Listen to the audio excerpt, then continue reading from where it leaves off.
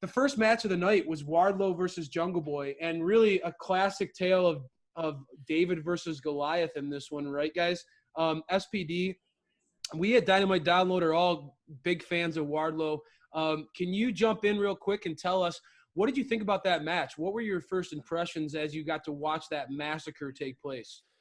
I loved it. And, Wardlow, like you said, we are very big fans of him, and it's nice to see him on a roll. And I did watch him on Dark the last night, and he dominated. I love that he's got, essentially two main finishers, and both of them are pretty brutal. And I think the announcers kept hyping him up and putting him over as much as possible.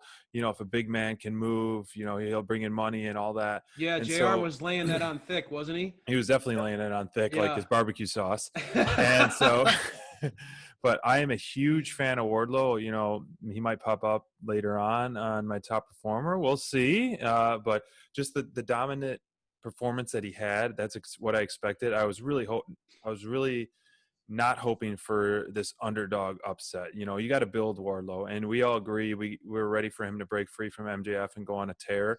Him and Luchasaurus were just battling. It was some awesome battles. He is an awesome big man, and I love his strength, particularly those thrown suplexes, whatever you call them. I don't know. It was just impressive. Granted, he's doing it to a guy 150 pounds, but I think he could probably get someone a little bit heavier to do the same thing.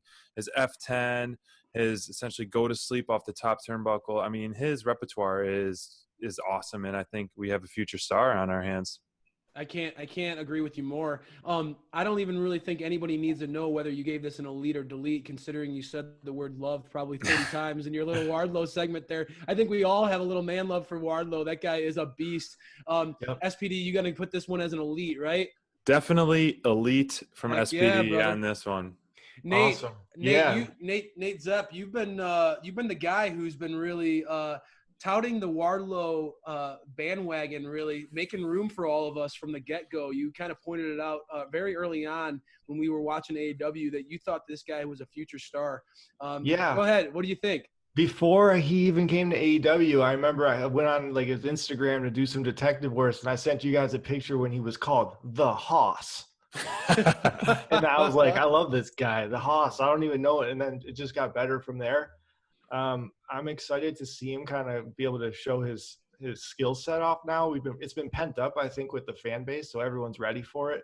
When he had that awesome match in the cage with Cody, we saw some of it, but that was a long time ago. So yeah, good point.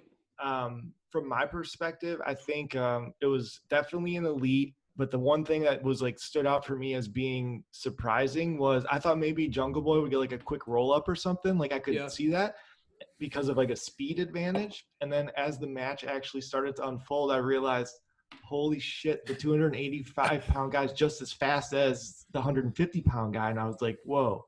And then one other quick note on this. I love that the finisher is called the F10 because it devalues the F5 significantly. Yeah. It's hilarious. Yeah. It's better. Yeah, it is. I mean, the destruction left in the wake of the F10 is even greater than what we saw in the F5. And it's funny that we talk about that, right? Because that was one of the things that I was taken away as a fan. You guys know me. I've been a diehard fan since I was a little kid, right? And this made me really think about a young Brock Lesnar. This kid, this Wardlow, I'm repping the 216 for my man Wardlow tonight. Yep. I know he's an Ohio boy, Kent State product right there. But I gotta say, man, this dude, he's the total package. One of the things I liked about that, and you guys even mentioned about it being dominating on Dark, this was not only a Wardlow coming out party, but this was a Dark coming out party, man. If you want to see Wardlow dominating people, and that's just fun to watch, you're going to want to tune into Dark. I know that Dark is kind of on YouTube and it's maybe a little bit off the radar for most fans, but I think a lot of people after tonight are going to want to see more of the Ward Dog. That guy is a beast. He's 9-0 in the last 9 matches he's been on. He's just on an absolute tear. And I thought that tonight's matchup with Jungle Boy was a really great pairing, right? I got to give credit to Jungle Boy. That guy that was one of my biggest takeaways from this match too, was Jungle Boy needs to be paired with more big men. He's such a nice foil for some of these big guys that AEW has that could use a little bit of that, right? If you threw him in the ring with Brody Lee, I can imagine that there would be some awesome outcomes to that, right? I just think that he's willing and able to kind of throw himself out there. He's absolutely competitive. And Nate, I know he didn't have as much offense in this one as maybe I thought last week. I thought he might have snuck the victory out over Wardlow. So he snuck that past me. But that double knee off the top, the Hurricane Rana, and then double knee off the top rope, man, that was impressive. And he got a near fall. But the F10 from the outside into the ring, and then to come in, for Wardlow to come in after that and then give another one in the middle of the ring, I felt like that was a real emphatic statement by Wardlow. And I think that all of us are salivating at the next matchup in the semifinals. That one, I don't know which one I'm more geeked about, guys.